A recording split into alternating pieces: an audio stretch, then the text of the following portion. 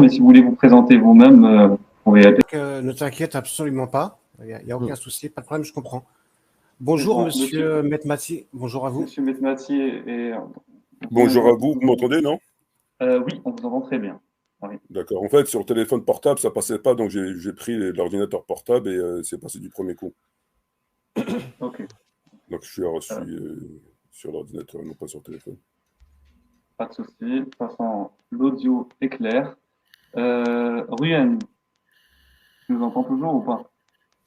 Ouais, moi, c'est impeccable. C'est Ok, parfait. c'est bon.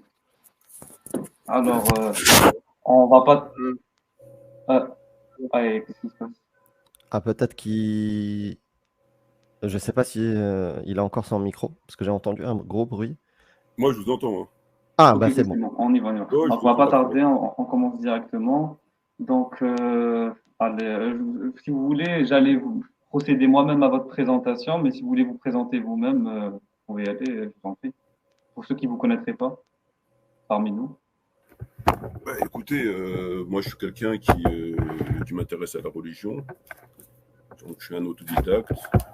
J'essaie de comprendre les textes. Mhm. Et le plus souvent, je donne le fruit de mes études, de mes recherches, de mes réflexions sur les réseaux sociaux. Voilà.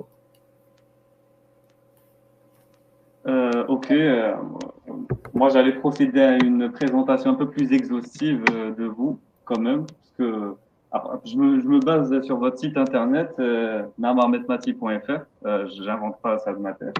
Donc, vous êtes né le 12 décembre 1967, donc en France.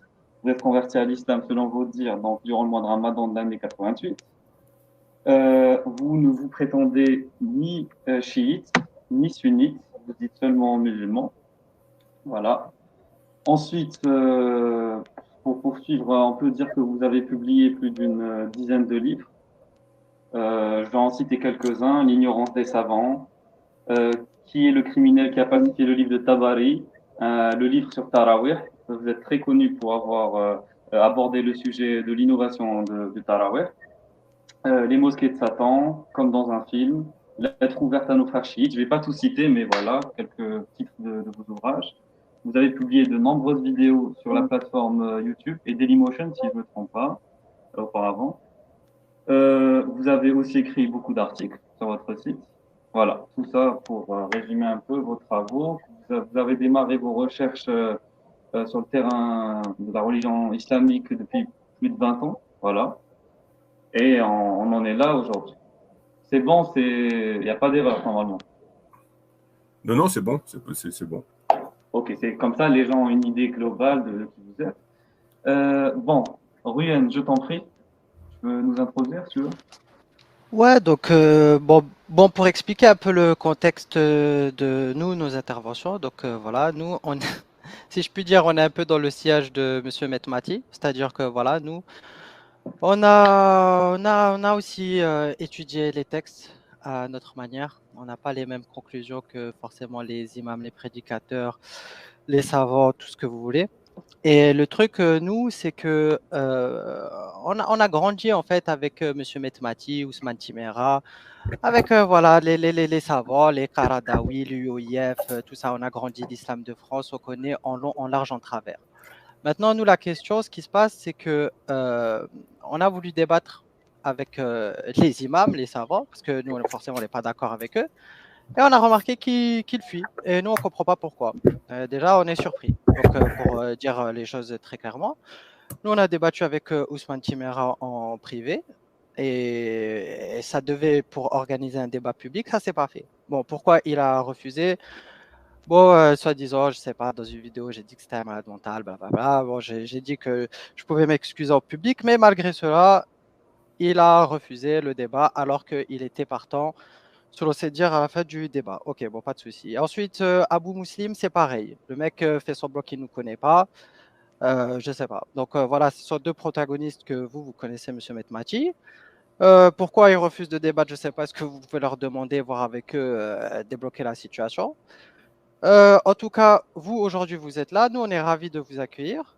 Ce qu'on dit, nous, on pense sincèrement que, euh, on pouvait pas attendre une autre personne que vous pour venir débattre parce que vous débattez avec tout le monde sur TikTok, sur YouTube, sur Dailymotion à l'époque, par vidéo interposée. Vous avez attaqué tout le monde et tout le monde vous a attaqué. Vous avez dit des choses pertinentes et nous, il y a des choses sur lesquelles on trouve que c'est pas pertinent.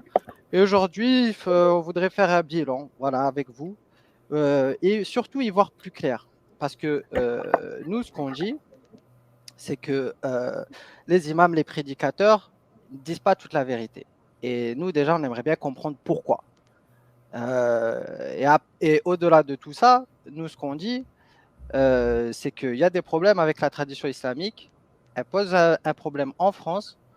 Et aujourd'hui, il y a des gros débats sur ce sujet. Le sujet n'avance pas. Ça fait 40 ans, 50 ans qu'on tourne en rond. Et là, je pense que voilà, il faut qu'on trouve une solution parce que là, c'est plus possible. Voilà, tout simplement. Ben, Donc, je sais écoutez, pas. Voilà, je vous écoute. donc Régulus, je sais pas si tu veux Alors, oui, rebondir un oui. peu. Alors, oui, oui, je commence. Alors, en fait, nous, ce qui nous dérange en tant qu'ex-musulmans, c'est que nous avons toujours, en tout cas, notre background, si on veut, notre passé de musulmans, s'inscrit dans un cadre dit sunnite. Voilà. Après, le débat peut s'ouvrir sur qu'est-ce que c'est que le sunnisme, qui peut en mettre derrière Al-Sunnah wa Jama'a. Rien que déjà par rapport à ça, on peut faire un débat de 2 heures. Mais bon, on va pas non plus s'attarder sur un micro-sujet. Et donc, du coup, vis-à-vis de ça, ce qu'on a appris, c'est que pour avoir accès à une bonne compréhension des textes de l'islam, on commence bien sûr par le livre saint, le Coran, ensuite le corpus de la tradition prophétique authentique, puisqu'il y a les hadiths faibles et les hadiths sahih, hassan, et plusieurs catégories d'authentification des hadiths, ensuite des athars, les paroles des compagnons, et ensuite des tabi'in, etc. Et ensuite, on a l'étude du consensus, etc., etc. Mais à partir de ce moment-là, ce que nous avons compris, c'est qu'il était meilleur de suivre un cadre, une école. Et vous amenez, mais vous n'êtes pas le seul d'ailleurs, il n'y a pas de souci avec ça, vous n'êtes pas le seul à prétendre ça, à affirmer ça, qu'on peut dépasser cette notion de cadre méthodologique, qui est celui des madahib, voire le minhaj pour les salafis, et se dire ni chiite, ni sunnite, ni rien du tout. Enfin, quand je dis ni rien du tout, vous dites quand même musulman, il n'y a pas de souci par rapport à ça, vous gardez votre islamité, mais en dehors du cadre. Et déjà, rien que par rapport à ça, je vois un problème. Comment on peut prétendre atteindre la vérité islamique sans un minimum s'inscrire dans une méthode correcte, logique, cohérente et pertinente. Voilà. Après, on peut leur reprocher des erreurs, on peut leur reprocher des contradictions aux madahib, aux écoles de jurisprudence. Mais au moins, eux avancent une méthode. Donc nous, à la rigueur, on aimerait avoir une méthode complète que vous pouvez nous proposer pour comprendre un peu d'où viennent vos conclusions, d'où viennent vos critiques, d'où vous partez pour émettre des avis. Voilà, quand vous critiquez les imams du gosier ou autres savants dans vos vidéos. Moi, c'est ce que j'aimerais savoir en fait. Parce que dans vos vidéos, juste je finis avec cette phrase, vous permettez beaucoup de critiques, mais on ne sait pas d'où est-ce qu'elles viennent en fait, sur quelle base, sur quel fondement vous partez. Moi, c'est ce que j'aimerais savoir. On est vraiment dans le flou par rapport à ça, et je trouve ça un minimum rigoureux de pouvoir présenter sa méthode quand on apporte une critique. Voilà. Juste Régulus, pour que ça soit clair et aussi présenter un peu l'objet de ma présence ici. Moi, j'ai pas besoin vraiment de me présenter parce que c'est pas utile. Je serai là un peu pour veiller à ce que la parole de Monsieur Metmati et vous aussi soit équilibrée et qu'il n'y ait pas, que ça soit constructif et que le temps imparti à chacun soit respecté. Voilà, donc moi je veillerai à ce que, en tout cas pour notre invité, qu'il ait le temps suffisant pour qu'il puisse parler, qu'on ne lui coupe pas la parole. Voilà pourquoi je suis là. Donc à vous, Monsieur Metmati. Je ne sais pas comment vous voulez que je vous appelle. Ma'ammar, est-ce que ça vous va, Ma'ammar? Je peux m'appeler Ammar ou Metmati, ça ne me pose absolument pas de problème. Très bien. Enchanté alors et à vous le micro. Je vous en prie, Monsieur Metmati. t'en prie. Si vous pouvez déjà répondre sur ce que j'ai émis comme Ben, le discours. problème, c'est que tu as émis plusieurs questions dans un seul mouvement. Ok, Donc moi, il n'y a pas de souci. je veux bien répondre à tes questions, mais si tu peux me les poser une par une, comme ça sera beaucoup plus clair. Une par une, quelle est votre méthodologie? Voilà. Ma méthodologie dans mon étude, Dans votre étude, que ce soit des hadiths d'abord et la deuxième dans la jurisprudence. Comment vous pouvez dégager un avis concernant par exemple les ablutions, concernant le mariage, concernant tous les aspects de mu'amalat, comme on dit, ou les adorations, par exemple. Comment vous faites en fait, si vous ne suivez pas d'école? Moi, je veux savoir comment vous faites quand on ne suit pas d'école, comment on peut faire. Voilà, quand on n'est pas salafi, parce que vous n'êtes pas salafi également, donc je me demande comment vous arrivez à avoir un avis, voilà, juridique. ben, pour avoir un avis, on a des livres de référence qui servent de référence à tous les musulmans, y compris ceux qui sont au plus haut niveau non pas de la pyramide, mais en tout cas du savoir. C'est-à-dire, on a le Coran et on a la sunna du prophète Mohammed, alayhi salatu wassalam, et ensuite on a la sira, on a d'autres éléments qui sont non pas secondaires, mais en tout cas annexes. Donc la sira, le tarir, les tafasir qui expliquent le Coran, et on a les avis des écoles qui eux-mêmes sont censés reposer leur réflexion, dégager de ces éléments, des éléments qui sont le Coran et la Sunna, des avis, et nous expliquer comment ils en sont arrivés à cet avis. C'est-à-dire qu'on s'intéresse non seulement à leur avis, mais aussi à ce qui a motivé leur avis. Comment on peut arriver à cette conclusion, comment ils ont fait pour arriver à cette conclusion, que ce soit au niveau des tarawih, que ce soit au niveau de n'importe quel sujet qui sont évoqués, que je peux moi reprendre par ailleurs. Parce que moi, je m'intéresse pas, il y a beaucoup de sujets sur lesquels je ne me penche pas. Par exemple, sur la question de la zakat, c'est un sujet qui est beaucoup trop compliqué pour moi. Et par conséquent, je préfère pas m'y intéresser. Ça va prendre beaucoup de temps et je pense que j'aurai pas les capacités pour m'approcher pour m'approcher de la vérité. Donc, c'est des sujets que j'écarte de fait. Sauf sur d'autres sujets comme le tarawih ou sur la question du chiisme ou sur d'autres questions. C'est des sujets sur lesquels, ou la laïcité, par exemple, c'est des sujets sur lesquels je me suis penché, qui m'ont interpellé, qui m'ont intéressé.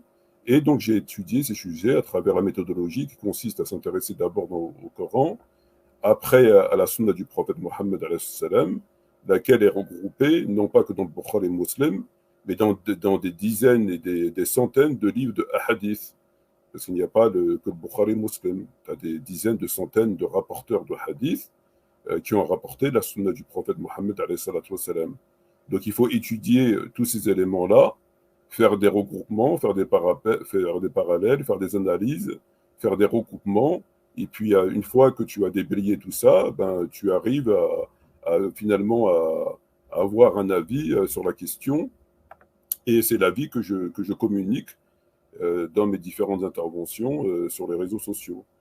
Une fois que j'ai communiqué mon avis sur les réseaux sociaux, ben, évidemment, ce n'est pas une vérité établie. Ça reste le fruit de ma recherche. Et donc, j'écoute ce qu'on a à me dire, ce qu'on a à me rétorquer sur les conclusions de ma recherche. Si j'entends une réflexion, une explication qui vient remettre et qui se tient, parce qu'il y aura des éléments qui m'auraient échappé pour X ou Y raison, ben, je revois mes conclusions, ou j'annule ma conclusion, ou je la revois d'une manière ou d'une autre. Si par contre, à contrario, j'ai absolument aucune réponse, comme c'est très souvent le cas des sujets que j'évoque, que ce soit Tarawih, ou la question de l'usurpation, la question de la laïcité, ou enfin tous ces sujets que j'ai évoqués depuis tant d'années, ben, je campe sur mes positions. Donc en fait, c'est un débat entre conclusion et conclusion. Voilà. Mais il est important, lorsqu'on étudie la religion, ben d'élargir autant que possible, même si cela demeure impossible, puisque nous savons que beaucoup de livres ne sont pas parvenus, ou bien en raison du temps qui a fait qu'ils ont été perdus, ou en raison du fait qu'ils ont été autodafés, parce que le contenu ne plaisait pas à certaines personnes, j'ai envie de dire. Et donc, notre conclusion demeure fragile et demeure en suspens. puisque comme on dit, il y a la vérité judiciaire, il y a la vérité vraie. La vérité vraie, c'est celle que Allah connaît, pas forcément l'être humain, et la vérité judiciaire, c'est celle qui est dans le dossier. Mais ce qu'on a dans le dossier n'est pas forcément la vérité vraie. On a dans le dossier uniquement les éléments qu'on a bien voulu nous communiquer, qu'on a découverts. Mais ce n'est pas forcément la vérité vraie, c'est la vérité du dossier, selon les éléments qu'on a recueillis, qu'on nous a fournis. Voilà. Donc ça reste malgré tout, peut-être pas pour tous les sujets évidemment, mais pour beaucoup de sujets, quand on est un petit peu lucide, on sait très bien que notre conclusion demeure en suspens en raison de ce que je viens de dire. C'est-à-dire qu'on n'a pas tous les éléments pour pouvoir... voilà, il n'y a que 4 écoles, il n'y a pas 10 000 écoles alors qu'il en existait des centaines. Et donc, quand tu puises, tu dois puiser dans les 4 écoles. Tu n'en as pas 50 ou 60, alors qu'il y en avait beaucoup plus. Donc, ça va d'un avis de A à un avis B. Et donc, tu dois rester dans ce cadre-là. Mais malheureusement, le cadre était beaucoup plus grand jadis. Voilà.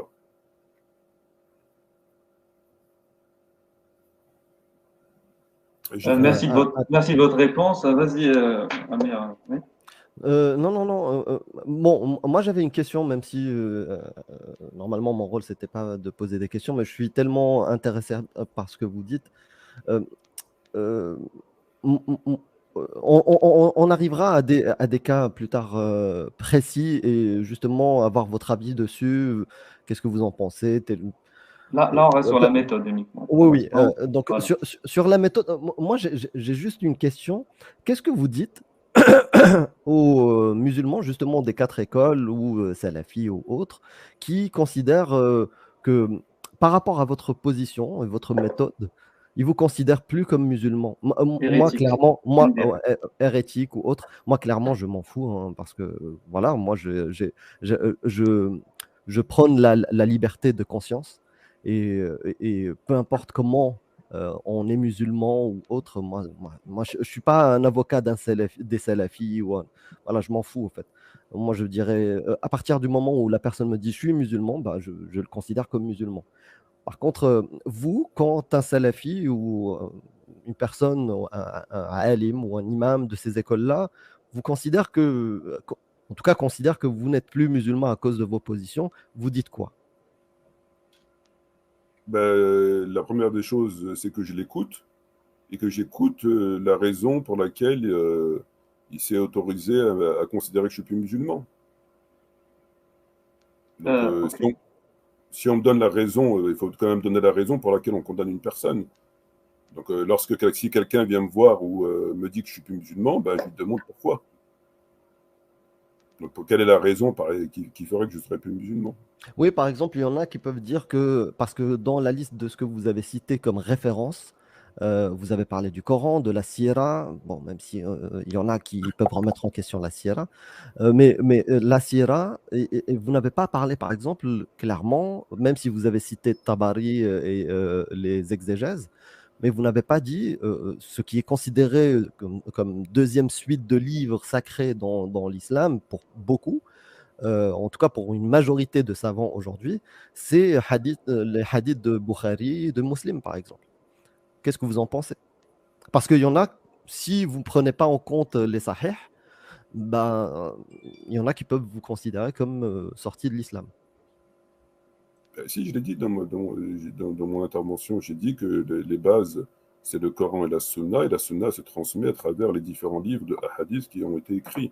Et dans ces livres de hadith, Bukhari, Muslim, Ahmed, Nasa'i, Tabarani, Abu Daoud, Abi Daoud, etc. Donc, d'accord, donc vous, pour vous, c'est une référence, on va dire, véridique, claire, que vous prenez en compte dans vos conclusions, tout ce qui est sahih.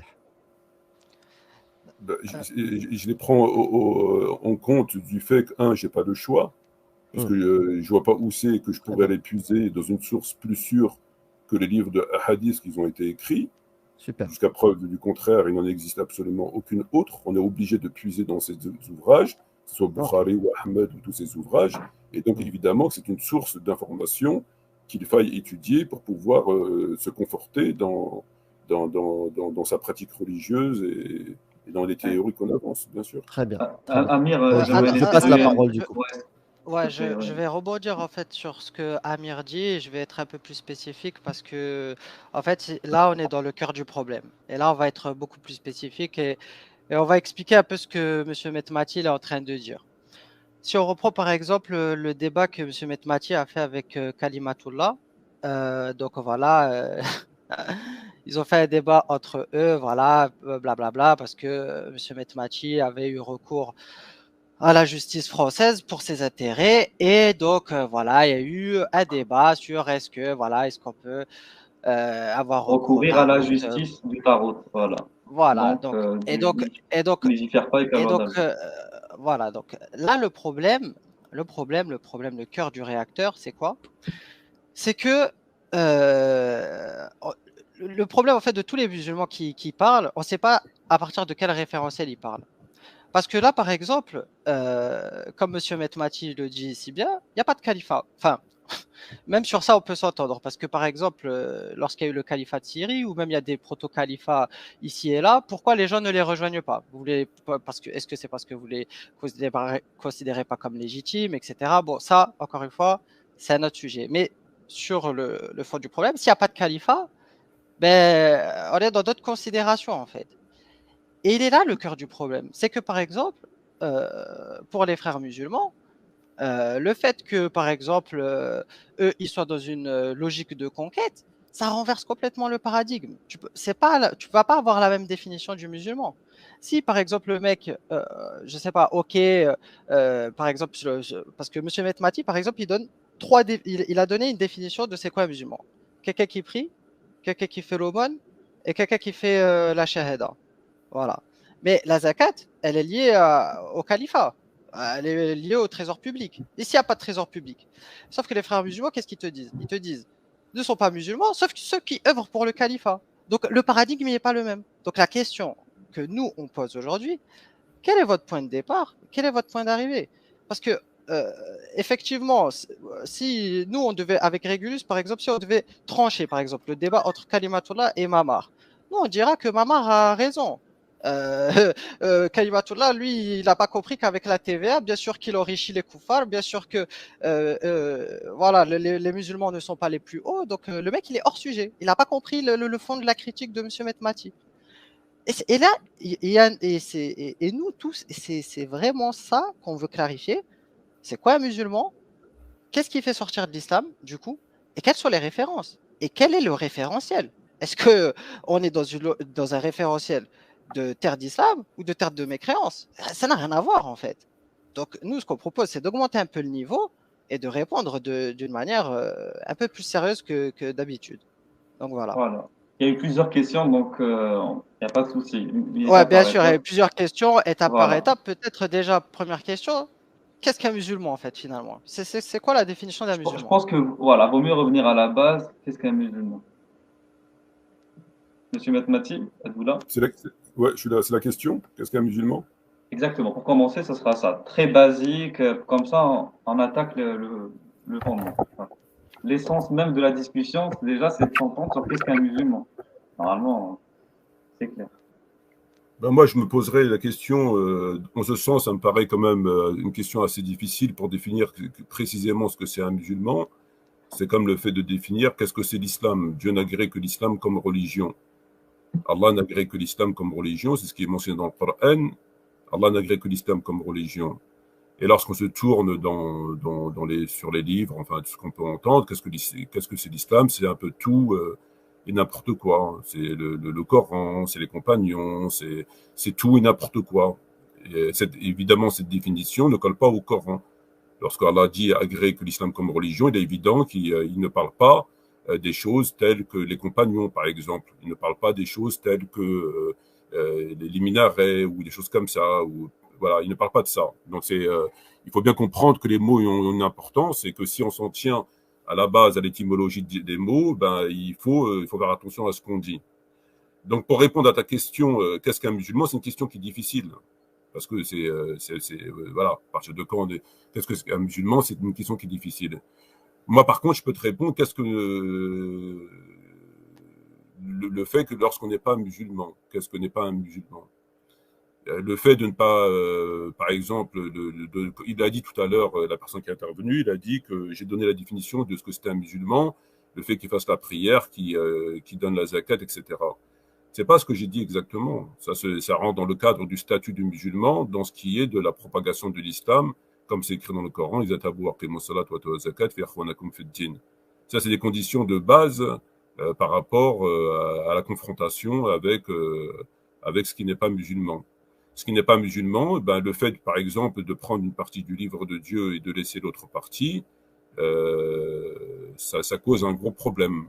Le fait de ne pas faire la prière, le fait de ne pas croire que le Coran est une parole, est la parole de Dieu, le fait de considérer que la charia, c'est quelque chose d'accessoire. C'est-à-dire qu'on peut être musulman sans pour autant, comme l'islam de France, par exemple. L'islam de France, ce n'est pas l'islam, c'est une religion innovée. Il y a l'islam, et il y a l'islam de France. Lorsqu'on fait une étude de ce que c'est l'islam comparé à l'islam de France, l'islam de France, c'est une religion, c'est une secte, en fait. Toutes les sectes ont des rapports, ont des connexions avec l'islam. Toutes les sectes de l'islam ont des rapports avec l'islam elle-même. Ils croient aux prophètes, ils font la prière, enfin tout ça, mais ils introduisent des rites, ils introduisent des pratiques qui sont très souvent hérétiques. Et donc l'islam de France, par exemple, c'est pas l'islam. Ceux qui pratiquent l'islam de France ne sont pas, à mes yeux, des musulmans. Juridiquement parlant, ils ne sont pas musulmans. Ils font beaucoup de choses qui sont contraires à l'islam. Voilà.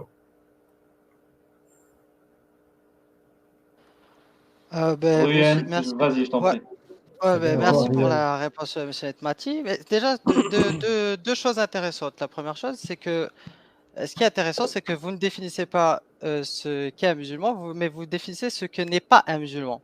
Donc, ce qui est intéressant, c'est que, et nous, on l'a déjà dit au cours des lives, c'est que l'islam, il s'inscrit par opposition aux mécréants. À ce qui n'est pas considéré comme musulman. Mais le problème, monsieur Metmati, c'est que si on prend les écoles, les différents courants de pensée, c'est que les savants n'ont pas la même vision de ce qui n'est pas un musulman. Par exemple, il y a des gens qui vont te les gens ils vont te dire, je sais pas, les mourjis, eux, ils vont plus porter les choses, voilà, c'est les actes qui comptent, on pardonne, tout ça. Alors qu'il y a des gens, peut-être un peu plus dans des courants théologiques un peu plus, voilà, un peu plus stricts, religisme ou je sais pas, ils vont te dire, je sais pas, quelqu'un qui prie pas, on le bute, voilà, il n'est pas musulman, il n'y a pas de pitié. Donc là, à partir de là, nous, ben, déjà, il y a un problème. Parce que si vous vous définissez en opposition, quelle opposition? Quel courant? Quel savant? Quelle référence? Il est là aussi le problème. Des fois, on vous entend prendre des références Nawawi, etc. Des fois, c'est Ibn Hajar, des fois, c'est l'imam Malik. Mais ils n'ont pas tous le même point de vue sur la question. Nawawi n'a pas la même vision des choses que, je ne sais pas, un Malikite, qu'un Hanafite, etc. Donc, à partir de là, il y a déjà un problème. Il y a déjà un problème. Parce que vous n'arrivez pas à définir ce qu'est un musulman, vous n'arrivez pas à définir ce que n'est pas un non-musulman. Donc, en fait, on a une définition de rien au final. Si je te donnais une définition de ce que n'est pas un musulman, je t'ai donné la définition. Oui, mais vous êtes d'accord avec nous que votre vision, elle diverge de la vision de d'autres personnes aussi. Mais qu'elle diverge ou qu'elle diverge pas, la question n'est pas là. Si ces gens sont plus avancés que moi pour distribuer des bonnes et des mauvaises images et pour dire tiens, toi tu es sorti de l'islam, toi tu es rentré, toi tu vas bientôt sortir, toi tu es bientôt rentré, ça c'est la regarde, c'est pas mon problème. Moi je m'inscris pas dans une confrontation, une concurrence par rapport aux autres. Moi je parle d'après des moyens qui me sont donnés pour avancer des sujets. Quand tu me poses la question, qu'est-ce que c'est un musulman? C'est une question qui est vaste. Qu'est-ce que c'est l'islam? Je peux te répondre plein de choses.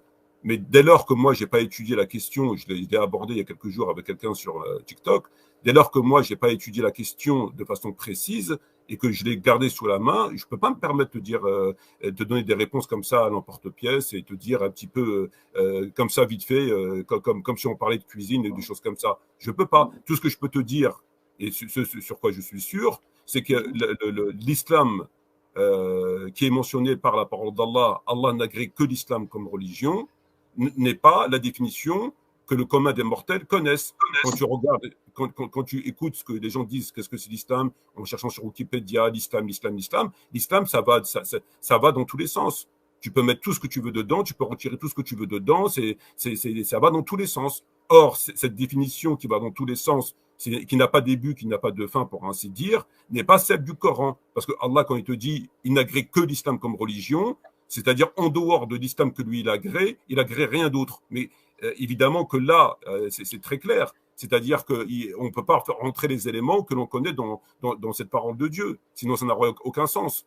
Donc lui, il est bien précis sur ce que c'est l'islam. Mais maintenant, est-ce que moi, je peux te dire avec précision qu'est-ce qu'il va entendre par là? Non, je ne peux pas te le dire. Je ne m'aventurerai pas à cela. Donc quand tu poses la même question, qu'est-ce qu'un musulman? Qu'est-ce qu'un musulman? Pour moi, c'est une question qui rentre dans le même cadre de qu'est-ce que c'est l'islam. Donc je préfère te donner ce sur quoi je suis sûr et certain. C'est-à-dire qu'un musulman ne peut pas être, n'est pas ça et ça et ça. Ça, je suis sûr. Le reste, après, moi, je peux pas m'engager à te faire une liste. Voilà. Donc après, si les savants... Oui. Il faudrait qu'on vous réponde à tout ce que vous dites. Mais allez-y, finissez. Mais voilà. Oui, qu'il arrive juste au bout. Allez-y. Si Nawawi t'a donné des explications que ça, c'est un annulatif de l'islam, c'est les Khawarij, ils t'ont dit ça. Si Fawzan, par exemple, il te dit que j'ai une vidéo sur TikTok que j'ai trouvée il y a 2 ou 3 jours, il te dit le livre le plus authentique après le Coran, c'est Bukhari, et après Bukhari, c'est Muslim. Et celui qui ne croit pas en cela est un mécréant. Il t'a donné une définition de ce que c'est un musulman, lui aussi. Est-ce que pour autant, ça se tient? Voilà. C'est sa définition. Tu ne crois pas à l'authenticité de Bukhari, tu es mécréant. Voilà. Est-ce que je suis d'accord avec ça? Évidemment, non, je ne suis pas d'accord. Donc, eux, ça n'engage que eux. C'est leur responsabilité, ce n'est pas la mienne. Moi, je te parle selon mon niveau de théologique. Je peux pas te. Oui, mais au moins Nawawi se positionne. Il donne, selon lui, le critère qui fait qu'on est musulman ou pas. Moi, c'est ça qui me dérange. Parce que vous dites, et là, j'ai repris un commentaire de Une Vérité par jour, qui est un collègue à nous. Donc, il a dit que vous avez affirmé que les musulmans de France, ou plutôt l'islam de France, pour être précis, donc n'est pas le vrai islam. Donc, on se base sur un référentiel donné pour dire que ce n'est pas le vrai islam. Donc, vous dites, on ne peut pas définir ce qui est l'islam, mais on peut définir ce qui n'est pas l'islam. En logique, ça n'a aucun sens. Donc, on peut définir ce qui n'est pas une pomme sans connaître ce qu'est une pomme. On peut définir ce qu'est un arbre sans définir ce que c'est qu'un arbre. On peut définir ce qui n'est pas humain sans définir ce qu'est un humain. Ça n'a aucun sens. Il faut d'abord définir l'objet pour ensuite définir ce qui est son inverse. On ne fait pas l'inverse. On ne fait pas ce qui n'est pas l'objet pour ensuite définir ce qui est l'objet d'étude en question ou de connaissance en question. Donc, on ne peut pas dire ce qui n'est pas si on ne peut pas affirmer ce qui est. Ça, c'est la leçon numéro 1 en logique, le principe d'identité. D'abord, on doit se caler, on doit se conformer, on doit avoir un consensus sur la définition claire et nette de ce qu'est un objet.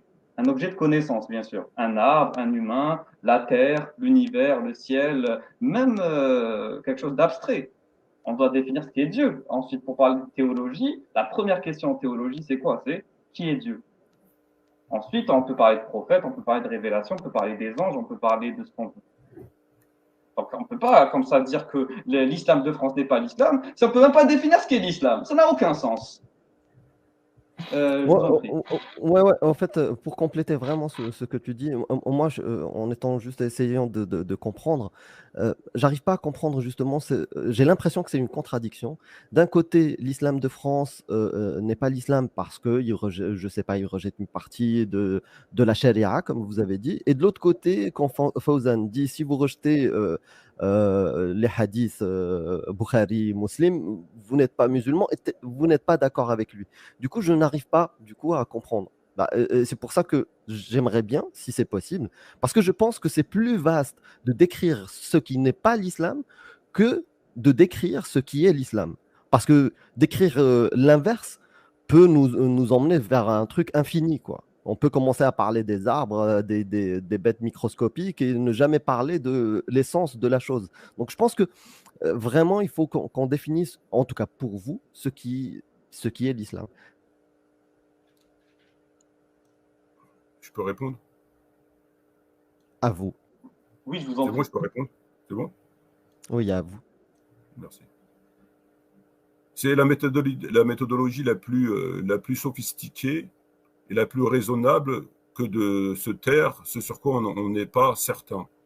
On ne peut pas évoquer un sujet de façon exhaustive si on ne maîtrise pas le sujet. Ma méthodologie, c'est précisément celle-ci.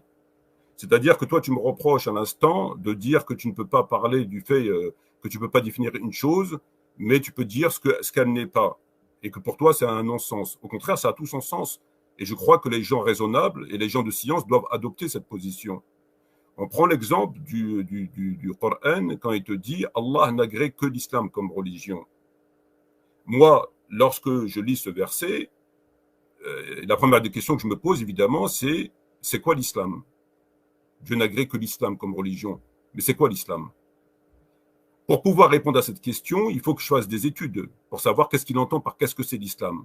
Donc, ça va me demander un travail d'études pour ne pas dire tout et son contraire. Avant d'entamer ce travail d'études, afin de savoir et ne pas faire dire au Coran ce qu'il ne dit pas, je vais procéder par sens inverse. C'est-à-dire, je vais déjà faire un pas en avant en écartant ce dont je suis sûr qu'il n'est pas l'islam, à savoir les éléments que j'ai évoqués.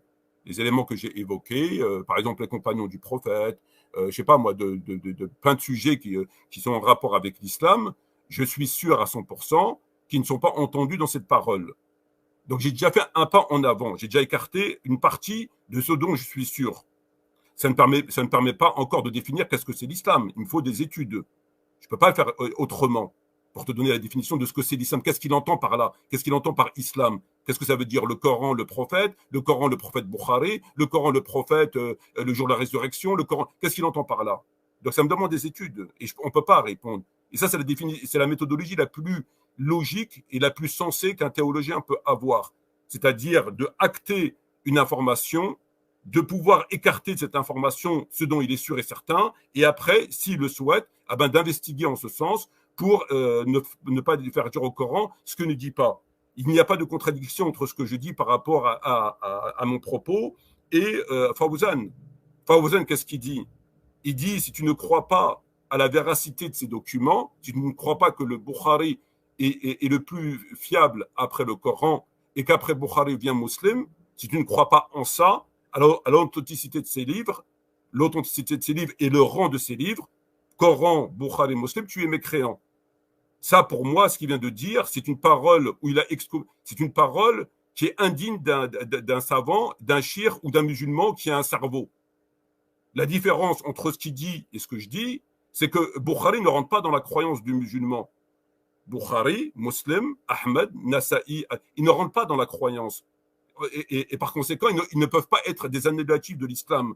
Ils ne rentrent pas dans le fait de croire au prophète, dans le croire au fait qu'il y a un jour de la résurrection, de le croire au paradis, à l'enfer. Ça ne rentre pas là-dedans.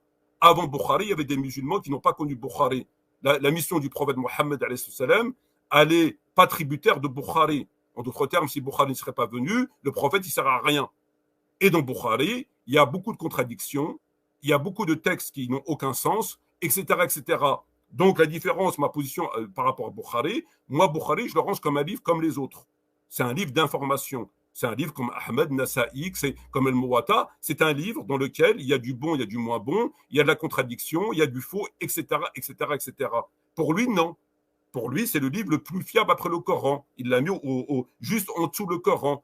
Et si tu ne crois pas à la fiabilité de ces livres et au classement qu'il a fait, tu es mécréant. Donc ma position, elle est tout à fait confortable par rapport à lui, ce qu'il dit. Je veux dire, elle est tout à fait, c'est ma position. Elle est en rien en contradiction avec le fait de croire en la sunna du prophète, absolument rien. Donc non, on ne peut pas définir les choses. On ne peut pas décréter de pouvoir. Quand je te dis, excuse-moi, quand je te dis que l'islam de France, par exemple, je t'ai donné, voilà l'islam de France. Pourquoi que je te dis que l'islam de France est une religion innovée ? Parce que tu as des éléments solides qui sont dans le Coran et que eux, ils sont en contradiction avec ces éléments solides qui sont établis dans le Coran. Le fait de ne prendre qu'une partie du livre de Dieu et de délaisser l'autre partie du livre de Dieu, c'est considéré comme de la mécréance et Dieu t'envoie directement en enfer. Or, l'islam de France est précisément basé, le pilier numéro 1, c'est ça. C'est-à-dire, on va prendre ce que l'État nous permet de prendre dans la joie et la bonne humeur, et non pas par contrainte. La contrainte soulève l'interdit. Donc, on le prend, on va fabriquer une religion autour de ce qu'on va nous autoriser, et non pas ce que Dieu nous a autorisé et rendu obligatoire. Donc, quand tu vas t'installer sur un territoire et tu sais qu'il y a un État sur ce territoire-là, donc tu es obligé évidemment de te plier à cet État. Tu ne vas pas venir faire la révolution ou venir dire non, nous on est les musulmans, on s'en fout de votre charia, et c'est pas possible. Dans ces cas-là, tu vas t'inscrire dans un autre registre, où tu ne viens pas, où tu as un islam entre guillemets de passage. Mais quand tu as inscrit dans le marbre un islam par la construction de mosquées et des mosquées cathédrales, etc., tu valides de fait cet islam de permanence qui est ancré dans cette société et qui rentre en contradiction sur beaucoup de choses que Allah dénonce, qui considère que ce sont des analytiques de l'islam et qui t'envoient directement en enfer. Donc, à partir de là, quand tu fais la liste, tu commences à lister la comparaison entre la pratique de qu'est-ce que l'islam de France, où commence la pratique, où elle termine. Tu listes la pratique. Donc, ils font la prière, ils font le ramadan, ils font le pèlerinage, ils ne donnent pas la zakat, ils font ceci, ils font pas cela. Tu listes et tu compares par rapport au Coran. Tu peux dire sans te tromper que, c'est une religion innovée et c'est une religion dont les pratiquants ne sont pas considérés comme musulmans au sens juridique du terme. Au sens juridique du terme, ils ne sont pas musulmans. Et ça, le Coran est parfaitement clair. Là-dessus, je peux l'affirmer haut et fort, sans aucun problème. Alors, Ruhen, vas-y. Oui, donc Monsieur Metmati, bon, moi, en fait, pour résumer, ce que Monsieur Metmati est en train de dire, c'est que lui, ce qui le dérange, c'est que par exemple, Fawzan dise, ou les autres savants qui disent que voilà, le livre le plus authentique après le Coran, c'est Bukhari et Muslim parce qu'il y a des contradictions. Ok, pas de souci. Bon, sur ça, bon, on peut être d'accord, pas d'accord. Bon, une divergence de plus de moi. Qu'est-ce que vous voulez que je vous dise? Par contre, par rapport à l'islam de France et le fait que ça soit une religion innovée, vous avez donné le critère du tarawih. Mais le problème, c'est que le tarawih, il n'est pas juste prié en France. Il est prié aussi au Maroc, il est prié en Algérie, il est prié en Turquie. Donc ça veut dire... Le tarawih n'a rien à voir dans la croyance, le tarawih. Ça n'a rien à voir. Oui, mais tout à l'heure... Non, mais là, je parle de la croyance, des annulatifs de l'islam, je ne parle pas des tarawih. Les tarawih ne rentrent pas dans la croyance du musulman. Oui, mais tout à l'heure, vous avez dit... Non, mais tout à l'heure, vous avez dit l'islam de France est une religion innovée parce qu'ils font le tarawih. C'est ce que vous avez dit. Non, j'ai jamais dit ça. J'ai jamais dit ça. À aucun moment, j'ai dit ça. Ça n'a rien à voir avec la croyance du tarawih. Ça n'a rien à voir. Les tarawih, c'est une pratique qui ne rentre pas dans la croyance. Le mot religion regroupe pratique et croyance, mais c'est pas grave. Si vous ne l'avez pas dit, on reverra dans... Il faut faire la distinction entre ce qui rentre dans le cadre de la croyance et les choses qui ne rentrent pas dans la croyance. Oui, mais quand on parle de religion, quand on parle de religion, on regroupe croyance et pratique. Mais c'est pas grave, c'est pas grave. C'est pas grave. Bon. On passe à Par rapport à l'islam, vous avez dit en tout cas l'islam de France est une religion innovée. Et parce que vous dites qu'il y a des choses qui rentrent en contradiction avec le Coran. Mais c'est pas seulement l'islam de France, en fait. Je reviens toujours de toute façon à ce que je disais tout à l'heure. C'est vrai aussi au Maroc, c'est vrai aussi en Turquie, c'est vrai partout. Donc en fait, ce que vous êtes en train de dire, c'est que l'islam n'existe pas. Ou qu'en vrai, il n'y a pas de musulmans, puisque voilà, ça rentre en contradiction avec le Coran. Tous les musulmans rentrent en contradiction avec le Coran. Oui, absolument. Absolument. L'islam au sens strict du terme, n'existe pas, bien sûr. Là-dessus, il n'y a absolument aucun doute. Et tous les musulmans, y compris moi-même, sommes en contradiction avec des éléments de croyance de haute importance, d'importance capitale, que ce soit les hudoud, que ce soit le fait d'ordonner le bien, d'interdire le blâmable, que ce soit la zakat, que ce soit le fait de ne pas connaître son imam de 100 ans, etc., etc. Tous les éléments qu'on peut trouver dans le Coran, dans la Sunna, avec lesquels on est en contradiction. La seule différence qui se pose après devant Allah le jour de la résurrection, c'est ceux qui le sont dans la joie et la bonne humeur et ceux qui ne le sont pas. Ça, c'est encore un autre débat. Mais évidemment qu'il n'y a pas de... Bien sûr, juridiquement, au sens de... Évidemment. Le non-paiement de la zakat est un annulatif de l'islam. Quand tu ne payes pas la zakat à l'autorité, au trésor public, au califat, comme il a fait Abu Bakr lorsqu'il a combattu, il a massacré à la mort du prophète des gens qui refusaient de payer la zakat, il les a tués. Il n'a pas cherché à comprendre qu'ils faisaient la prière ou le ramadan, ou qu'ils faisaient le hajj, il les a tués. Pour lui, ils ne sont plus musulmans. Il les a massacrés. Donc, juridiquement parlant, vous n'êtes plus musulman. Bien évidemment. Évidemment, que juridiquement parlant, on n'est plus musulman, bien sûr, sans aucun doute. Donc, ça sert à quoi de continuer à faire la salat? Ça sert à quoi de continuer à faire les autres actes méritoires et obligatoires de l'islam alors? Je viens te dire, en ce qui me concerne, moi je peux donner la réponse en ce qui me concerne. Ok. Moi je donnais la réponse, mais à mon avis, tu ne m'as pas très bien entendu. Ma réponse à moi, ma réponse à moi, comme je t'ai expliqué, il y a ceux qui le sont dans la joie et la bonne humeur et qui alimentent, qui Si, si, nourrissent. j'ai entendu Attends, ça. je termine. Je termine. Laisse-le finir. Je termine cette phrase-là pour te répondre à ta question. Et à eux, il faut leur poser. La question. Peut-être qu'ils considèrent comme les Juifs, comme c'est mentionné dans le Coran, les Juifs disaient le feu de l'enfer ne nous touchera qu'à un certain moment. Donc finalement, on peut se permettre de déconner un petit peu. Peut-être c'est leur réponse. Peut-être qu'ils n'ont pas la même lecture du Coran que moi. Peut-être que, comme on voit souvent dans des vidéos TikTok et sur YouTube, ils prennent des hadiths où Abu Huraira a dit que celui qui dit 100 fois par jour telle et telle chose, il va arriver au paradis juste en dessous du trône de Dieu dans lequel il sera machin, parce qu'on voit qu'ils diffusent des hérésies. C'est-à-dire que l'essentiel de l'accès au paradis pour eux, il est basé sur des hadiths qui te disent, tu dis 30 fois ça, tu vas au paradis, tu dis 100 fois ça, il n'y a personne qui est mieux que toi, tu dis 40 fois ça, tu dis 50 fois ça, tous tes péchés sont pardonnés, etc., etc. Peut-être le fait de jeûner Arafat, ça efface 2 ans avant et 1 an après, le fait de jeûner Ashura, etc. Eux, ils diffusent ce genre de propos. Et ça, évidemment, que ce sont des hérésies qui sont contraires au Coran. Évidemment, il y a pas de doute. Mais peut-être qu'ils y croient à leurs histoires à dormir debout. J'en sais rien, moi. Moi, je suis pas dans leur tête. En tout cas, le fait, par exemple, de jeûner Arafat ou le fait de jeûner tel ou tel jeûne que le prophète aurait préconisé et parce qu'il t'efface des péchés, le Coran est très clair sur ce point. Il est très clair. Si vous évitez les grands péchés, on vous pardonne vos petits péchés. Si vous évitez les grands péchés, c'est une condition sine qua non. Si vous évitez les grands péchés, on vous pardonne vos petits péchés. Donc, et quand on fait tous les grands péchés, ou quasiment tous les grands péchés qui sont listés dans le Coran, ben, ça pose un temps. Et eux, ils y croient. Donc, à eux, il faut leur poser la question. Pourquoi tu pries, pourquoi tu fais ça, puisque tu es ceci, parce que cela. Ben, s'ils donnent la réponse, moi, la réponse, ça m'intéresse, afin que je puisse l'analyser et de savoir où c'est que je dois la ranger. Mais moi, je les connais parce que j'entends leur discours. Je l'entends tous les jours, leur discours, avec les hadiths qui balancent. Donc, j'ai compris comment ils gambergent. Mais ça, c'est de l'hérésie. Pour moi, c'est hérétique. Donc maintenant, après, il reste l'autre groupe de personnes, ou d'autres groupes, je ne sais pas s'il y a encore d'autres groupes qui vont penser autrement, mais moi, mon groupe de personnes, moi, je me considère, à travers le travail que je fais, sous la contrainte. Je ne le fais pas dans la joie et la bonne humeur, puisque justement, je fais un travail depuis de longues années qui me vaut des tas de problèmes en ce sens. Donc, Dieu est témoin pour moi, et je suis mon premier témoin vis-à-vis de moi, que moi, je ne piétine pas le Coran dans la joie et la bonne humeur. Je ne rentre pas en contradiction avec le Coran dans la joie et la bonne humeur. Je ne prends pas une partie du Coran et laisse l'autre partie dans la joie et la bonne humeur. C'est là la différence entre moi et eux. La différence, elle est fondamentale. Eux, ils le font dans la joie et la bonne humeur.